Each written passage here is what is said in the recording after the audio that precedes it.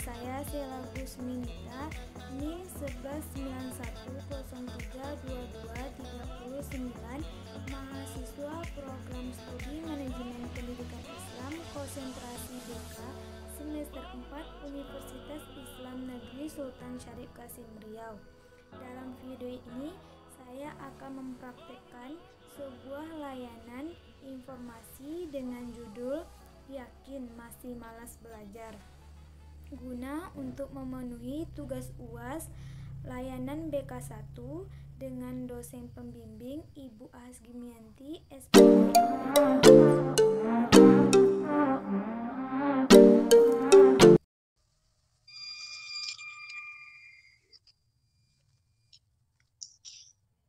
Assalamualaikum warahmatullahi wabarakatuh. Waalaikumsalam warahmatullahi wabarakatuh. Bagaimana kabarnya anak-anak ibu semua? Alhamdulillah baik, Bu. Alhamdulillah baik. Pada hari ini kita bertemu lagi pada pembelajaran daring. Untuk itu sebelum kita memulai pembelajaran, terlebih dahulu kita berdoa menurut kepercayaan kita masing-masing. Berdoa dimulai.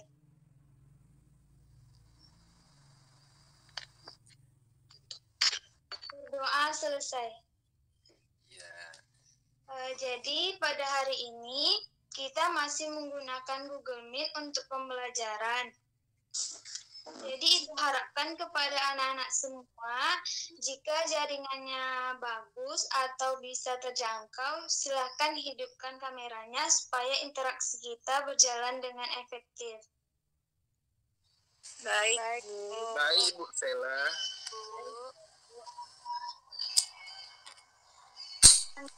Ibu akan mengabsen anak-anak ibu semua. Aryani Dwi Lestari. Hadir, Bu. Aisarini Amarta. Hadir, Bu. Ustia Indah. Hadir, Bu. Indah Permata Bunda. Hadir, Bu. Marsyanda Aida. Hadir, Bu. Musda. Hadir, Bu. Hisna. Hadir, Bu. Pipit. Hadir, Bu. Ernur Ahadiah. Hadir, Bu. Syahrul. Hadir, Bu. Yasmin. Hadir, Bu. Dan terakhir Yosi. Hadir, Bu. Alhamdulillah hari ini hadir semua ya anak-anak. Iya, Bu. Iya, Bu. Alhamdulillah. Jadi pada hari ini Ibu akan memberikan informasi. Syarul. Ya, Bu. Ya, matikan dulu mic-nya ya. Bukan, Bu. Baik, pada hari ini Ibu akan memberikan layanan informasi. Ibu akan menampilkan slide PPT yang nantinya akan dibagikan oleh Gustia Indah kepada Gustia. Silakan. Baik, Bu.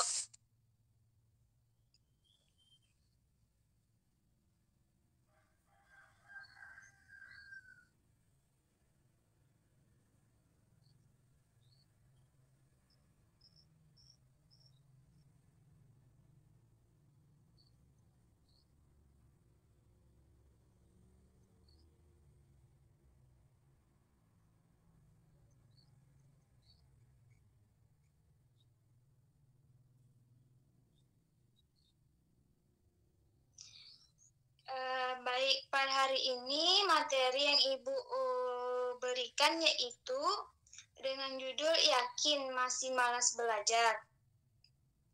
Oke, slide selanjutnya. Nah, yang akan Ibu bahas di pertemuan kali ini yaitu mengenai pengertian rasa malas, penyebab malas belajar, dan dampak negatif dari malas belajar.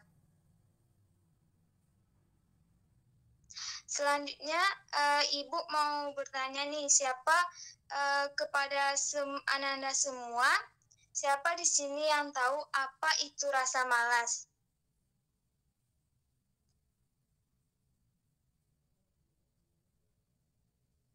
Syahrul, tahu apa itu rasa malas? Oh, tahu saya, Bu.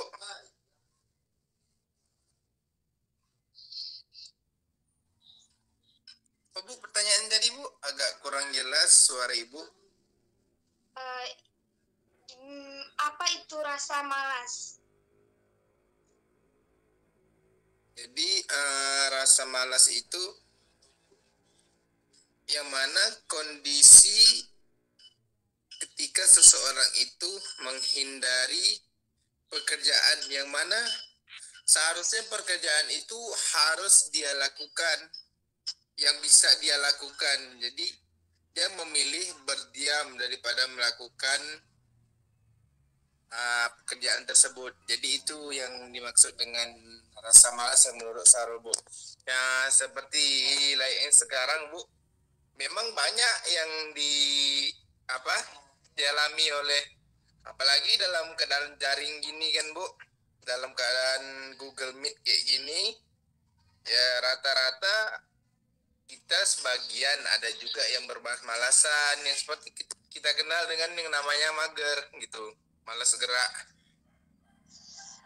Nah, itu fenomenalnya, Bu, keseluruhannya dari rangkaian ya, Bu.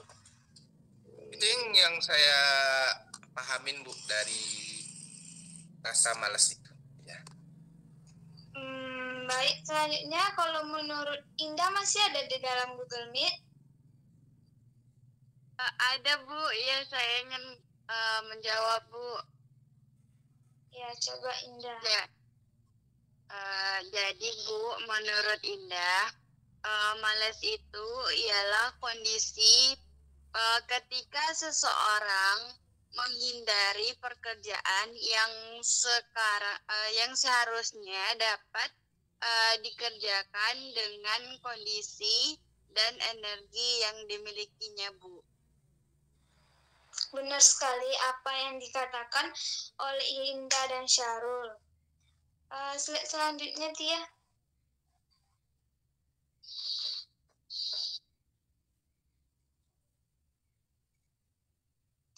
Jadi Ibu akan jelaskan pengertian rasa malas, yaitu perasaan di mana seseorang akan enggan melakukan sesuatu karena dalam pikirannya sudah memiliki penilaian yang negatif atau tidak adanya keinginan untuk melakukan hal tersebut. Rasa malas dikaitkan dengan masalah belajar, maka kemalasan belajar adalah suatu kondisi psikologis di mana anak tidak dapat belajar secara wajar disebabkan adanya ancaman, hambatan, ataupun gangguan baik yang dapat dari diri sendiri maupun faktor luar sehingga menyebabkan kemalasan dalam proses belajar.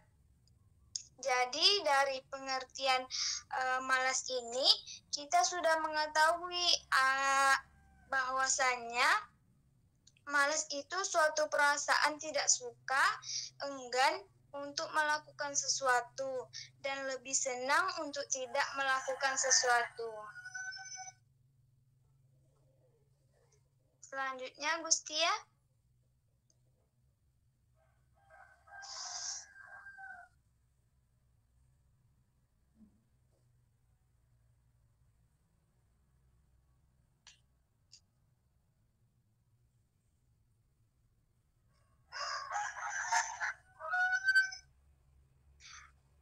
Kemudian apa yang menyebabkan rasa malas itu terjadi? Jadi yang pertama yaitu orientasi siswa itu bukan pada bidang akademis. Jadi malas belajar ini pada peserta didik, misalnya nih yang tidak tertarik atau tidak memiliki kecenderungan di bidang akademis. Jadi cenderung mereka akan menjadi malas dan tidak mau belajar yang bersifat akademik seperti belajar matematika, belajar IPA, karena mereka lebih suka hal-hal yang di luar non-akademik seperti olahraga, seni, dan banyak lagi yang lainnya. Yang kedua yaitu pergaulan, di mana rasa malas belajar terjadi ada karena pergaulan. Nah, di sini pergaulan menjadi faktor malas belajar karena sikap seseorang dapat mempengaruhi seseorang yang lainnya. Jadi misalnya ada seseorang peserta didik atau siswa yang memiliki teman dia itu malas sekali belajar. Jadi kalian berteman dengan dia, jadi kalian akan terpengaruh oleh teman kalian tersebut. Kalian jadi ikut malas, kalian jadi ikut enggan untuk mengerjakan tugas dan enggan untuk belajar di rumah maupun di sekolah. Kemudian kita lihat lagi yang ketiga yaitu terlalu mengandalkan teman. Nah, seorang siswa bisa malas belajar karena ia bisa mengandalkan temannya yang baik. Jadi misalnya nih, ada siswa yang baik, dia rajin, dan kita atau peserta didik lainnya mengandalkan teman kita tersebut. Misalnya bantuin dong bikin tugas, bikin PR. Nah, itu mempengaruhi diri kita dan diri kita akan menjadi malas. Karena kita akan beranggapan, oh iya kan kalau sudah sama dia akan baik, dia akan mau mengerjakan tugas saya. Jadi diri kita akan berpengaruh atau terbiasa mengandalkan seseorang. Itu tentunya akan berdampak buruk bagi diri kita sendiri. Yang keempat yaitu beban di sekolah. Ini nih yang juga sering terjadi, beban sekolah ini sering juga terjadi dari dampak malasnya belajar. Memang dalam sehari peserta didik dihadapkan dengan lebih dari 4-5 materi atau mata pelajaran. Nah, kita sebagai peserta didik juga tidak tahu kalau semua guru itu akan memberi tugas mata pelajaran. Jadi mungkin dalam satu hari itu semua guru memberikan tugas dan pekerjaan rumah. Jadi siswa-siswa menjadi malas untuk mengerjakan tugas tersebut karena beban yang dia peroleh itu terlalu banyak dari guru yang hadir pada hari tersebut. Selanjutnya, Gustia.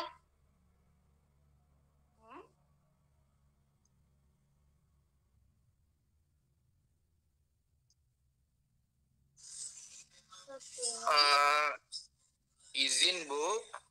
Ya, Syarul. Mungkin saudari Gustia Indah lagi kehilangan jaringan Bu, karena di tempatnya mungkin lagi kendala hujan, ya Bu. Ya, kita tunggu aja nanti. Jadi Ibu jelaskan saja ya, tidak memakai PPT. Ya, yang kelima yaitu gangguan fisik.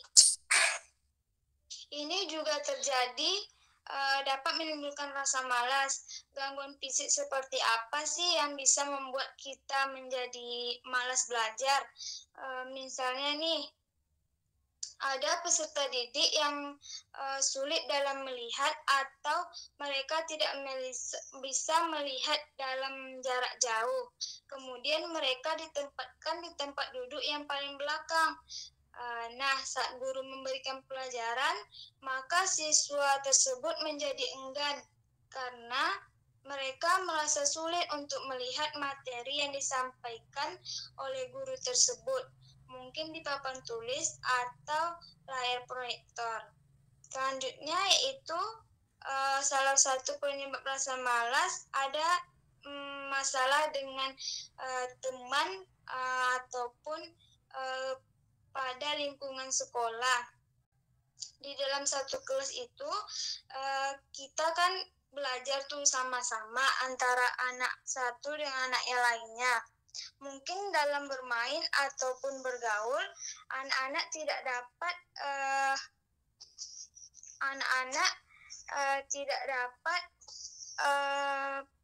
terhindar dari adanya masalah dengan teman sebangkunya, teman di belakang ataupun teman di depannya. Nah, apabila anak-anak memiliki masalah dengan teman sebangkunya atau di belakang, itu akan menimbulkan masalah belajar karena anak-anak akan beranggapan kalau dia mempunyai masalah sama si anak yang teman sebangkunya tadi. Itu akan membuat anak-anak menjadi malas belajar, serta lingkungan sekolah yang tidak mendukung. Misal sekolah tersebut berada di sungai. Sungai tersebut dicemari oleh sampah, maka akan menimbulkan rasa bau. Jadi itu merupakan jadi mereka tidak akan nyaman berada di sekolah tersebut. Selanjutnya yaitu dapat menimbulkan rasa malas belajar muncul karena siswa atau peserta didik yang memiliki fasilitas di rumah seperti gadget, handphone, laptop, atau video game. Anak-anak akan lebih fokus dengan video game tersebut, jadi mereka akan malas untuk membaca buku belajar mereka. Selanjutnya yaitu dampak negatif dari malas belajar. Tentunya malas belajar ini sangat amat memiliki dampak negatif. Dampak negatifnya apa saja? Yang pertama yaitu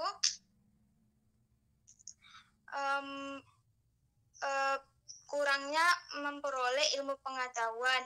Jelas karena malas untuk memperoleh pengetahuan di sekolah seperti matematika, sains, bahasa Inggris. Hal ini dapat terjadi karena siswa tersebut malas belajar, malas sekolah, malas membaca. Jadi anak-anak terhambat pengetahuannya dan keterampilannya juga terhambat. Dan juga ketersediaan ilmu dan pengetahuan yang ada di otak menjadi sedikit. Bahkan bisa jadi anak-anak itu tidak dapat berdiskusi atau jika diajak bicara dengan orang lain tidak akan nyambung karena anak-anak tidak mampu memahami apa yang disampaikan oleh teman atau orang tua dan lingkungan sekitarnya. Yang kedua yaitu malas membaca. Tentunya dalam malas belajar, anak-anak pasti akan melakukan malas membaca. Nah, malas membaca ini akan menimbulkan anak-anak ketinggalan informasi seperti informasi tentang sains, matematika, bahasa Inggris, bagaimana kita berbahasa Inggris yang baik, bagaimana cara kita menghitung dengan baik. Yang ketiga itu faktor pemicu kebodohan. Nah, mengapa sih seseorang menjadi orang yang malas belajar itu menjadi bodoh? Karena itu tadi, wawasan yang mereka miliki itu sangat sedikit dan juga sangat sempit. Pola pikir mereka tidak berkembang karena mereka tidak mengali potensinya untuk terus belajar dan mencari pengetahuan. Yang keempat yaitu menjadi kualitas diri mereka rendah. Seseorang yang malas belajar dan membaca akan menjadi kualitas diri mereka rendah. Mengapa hal itu terjadi? Karena pola pikir mereka yang tidak kritis dan tidak berkembang. Di sisi lain, mereka akan terasa tertinggal. Mereka merasa terpencil dibandingkan dengan cara pola pikir mereka yang tidak gemar membaca. Oke, sekian pemaparan dari Ibu. Karena pemaparannya sudah selesai, Ibu akan membuka sesi tanya jawab.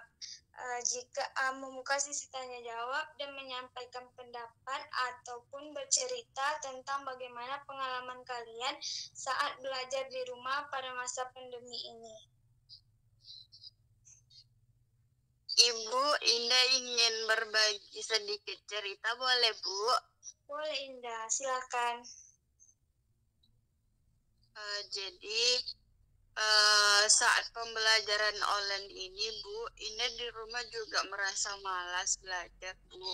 Tapi jika malas itu mulai datang, Indah akan meluangkan waktu Indah untuk jalan-jalan Bu. Karena jalan-jalan merupakan hobi Indah juga. Jadi dengan jalan-jalan ini, Indah nantinya akan jenuh. Rasa jenuh dan malas itu bakalan berkurang Bu. Jadi itu sih Bu kalau pengalaman Indah di kuliah online ini. Oh, jadi begitu ya pengalaman Indah selama belajar online ini. Jika Indah sudah merasa jenuh atau bosan, Indah itu melakukan hobi Indah itu jalan-jalan. Ya Bu, benar Bu.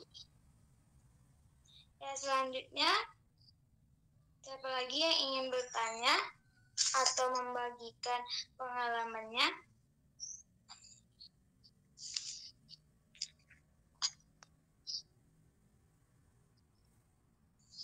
Syarul gimana? Saya Bu. Iya Bu, maaf tadi Sarul ke belakang bentar. Ya, Izin Sarul ingin bertanya Bu. Tadi Ibu kan banyak menjelaskan mengenai tentang rasa malas, terus mengenai efek negatifnya, gitu ya Bu. ya. Jadi Sarul mengambil kesimpulan dan pertanyaan Sarul ini, bagaimana Bu cara atau tips itu untuk menghindari rasa malas? Itu dari Sarul. Pertanyaan Syarul itu mengenai tips atau cara mengatasi malas belajar ya. Iya Bu. Ya, yang pertama yaitu Syarul harus melihat kembali tujuan Syarul sekolah untuk apa. Nah, tentunya kita ini bersekolah pasti ada tujuan kan? Ada yang untuk menggapai cita-cita. Iya Bu. Cara mengatasi malas belajar ini, jadikan cita-cita tersebut sebagai pemicu dan motivasi si Syahrul agar Syahrul tidak malas belajar dan rajin belajar, serta Syahrul bisa memperoleh pengetahuan yang seluas-luasnya sehingga Syahrul bisa mencapai atau menggapai cita-cita yang diinginkan. Yang kedua yaitu kurangi pemakaian smartphone atau HP. Kita harus mengurangi pemakaian smartphone. Karena apa? Karena menggunakan smartphone yang berlebihan itu membuat kita mulai malas membaca buku karena kita tak terlalu fokus dengan gadget kita tersebut. Yang ketiga itu ubah cara belajar kita. Untuk anak-anak yang penting sekali di mana sih cara kita belajar yang baik untuk diri kita sendiri. Metode atau teknik belajar yang sesuai dengan diri kalian masing-masing. Misalnya ada anak-anak yang dia bisa belajar hanya dengan mendengar. Itu namanya gaya belajar dengan auditori. Jadi walaupun tidak ada gambar, walaupun tidak ada penjelasan secara visual, mereka bisa memahami isi pengetahuan yang akan diberikan oleh guru saat di sekolah. Selanjutnya, tips atau cara mengatasi malas belajar yaitu berlibur. Nah, pasti kita itu sudah sekolah setiap hari, belajar setiap waktu, mungkin ada kejenuhan sehingga diri kita itu malas untuk belajar. Untuk anak-anak sekalian, luangkan waktu kalian untuk berlibur. Berliburnya nggak usah jauh-jauh, mungkin sorenya ke taman. Itu juga sebagai suatu tips untuk mengatasi malas belajar. Selanjutnya, berteman dengan orang yang rajin. Cara mengatasi agar kita tidak malas belajar, kita harus bergaul dengan orang yang rajin belajar, karena kita akan termotivasi dengan teman kita tersebut. Gimana, Syarul? Perfecto, Bu. Terima kasih banyak, Bu ya. Setelah menanggapi pertanyaan dari Sarul, Allah selalu pahamin. Di kesimpulannya, Bu, dapat selalu simpulkan, jadi tipsnya itu yang pertama tadi dapat selalu ambil poinnya itu pertama niat lah, Bu ya. Harus ada niat dari hati kita. Kemudian ya kalau memang ada rasa yang malas timbul ya harus kita paksa gitu. Jadi nggak ada nunggu yang namanya tugas itu datang baru kita kerjakan gitu ya, Bu. Dan betul sekali, Syarul. Ya, Bu. Itu yang dapat selalu timbulkan. Ya, tadi Vina itu mau bertanya atau membagikan cerita? Tadi saya mau membagikan cerita, Bu, tapi tidak jadi karena saya malah timbul pertanyaan, Bu, dari yang Ibu jelaskan tadi. Kata Ibu kan kurangi memakai gadget atau HP. Nah, sekarang sekolah daring malah kan tidak memakai buku cetak, malah memakai buku PDF lewat HP. Membuat tugas lewat HP. Jadi seorang siswa kami sekarang, Bu, kan banyak memakai HP berjam-jam itu karena belajar. Itu bagaimana ya, Bu? Ya, kalau masa pandemi sekarang pasti kalian saat belajar di rumah, saat dikasih tugas sama guru, sebelum kalian membuat tugas, pasti kalian membuka sosial media seperti WhatsApp, Instagram, TikTok, YouTube, pasti kalian membuka itu kan? Jadi kurangi pembukaan Instagram. Jadi nanti setelah kita buka Instagram, pasti kita baring di kasur. Jadi nanti malas itu akan timbul. Kalau Ibu contohkan tadi itu untuk saat pembelajaran online nanti. Iya, Bu. Baik, Bu. Terima kasih, Bu. Ya, sama-sama, Vina. Baik, terima kasih. Masih ada pertanyaan lagi? Tidak ada, Bu. Dari Sarul tidak ada, Bu. Baik, Yang terima Ibu jelaskan sudah cukup jelas. Ya, terima kasih, Pi.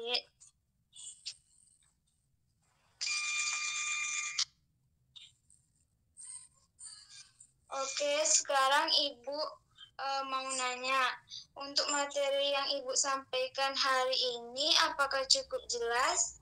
Sangat jelas, Bu. Sangat jelas, Bu. Terima kasih, Ibu.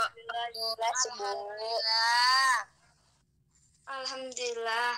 Jadi Ibu sangat berharap sekali agar anak-anak semua dapat mengenali diri anak-anak. Bagaimana sih faktor-faktor penyebab malas belajar itu terjadi, dan bagaimana cara agar anak-anak tidak malas belajar. Dan juga mengenali hal-hal yang juga membuat anak-anak malas belajar dan tidak mau belajar. Selanjutnya, kesimpulan pada hari ini, siapa yang bisa menyimpulkan? Ibu, saya mau coba. Ya, silakan Gustia Indah. Jadi, rasa malas itu dapat membuat kita, misalkan suatu pekerjaan itu, Ibu, Mik Indah masih hidup.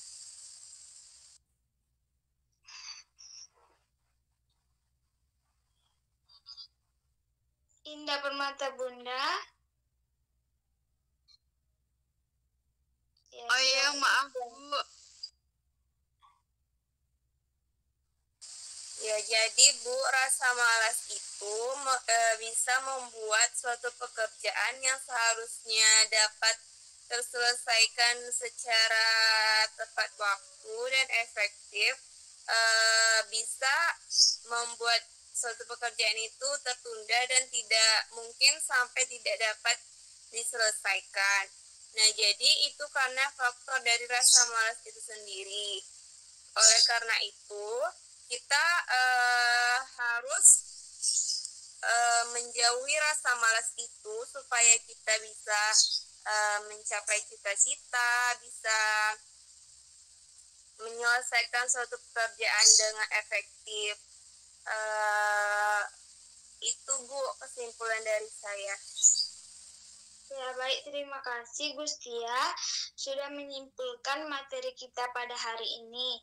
Dengan kesimpulan yang telah disampaikan Gustia tadi, maka berakhir pula materi kita, pembelajaran kita pada hari ini. Untuk minggu depan, Ibu akan menyampaikan sebuah layanan penempatan dan penyaluran dengan materi pemilihan ekstrakurikuler.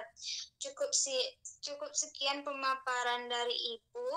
Ibu akan akhiri pertemuan kita hari ini. Terima kasih anak-anak yang sudah hadir dan mendengarkan Sama Bu. Ibu. Terima kasih kembali Bu. Terima kasih Bu. Terima kasih banyak Bu. Ya, Syarul. Semoga layanan informasi dengan materi ini bisa bermanfaat bagi kalian semua dan dapat diterapkan dalam kehidupan sehari-hari.